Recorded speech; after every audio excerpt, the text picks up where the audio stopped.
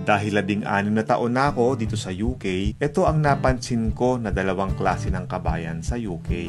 Unang-una, private person. Ito yung mga kabayan na suplado, madalang umakita, at may sarili silang mundo. Irespeto natin dahilan ay kanilang choice. Ang pangalawa, public person. Ito yung mga kabayan na ramdam ang presensya nila in person, katulad sa mga Filipino gatherings. Or yung nasa social media, like si Egay Dagay na umi-air sa Facebook kada Friday ng alas 8 ng umaga UK time.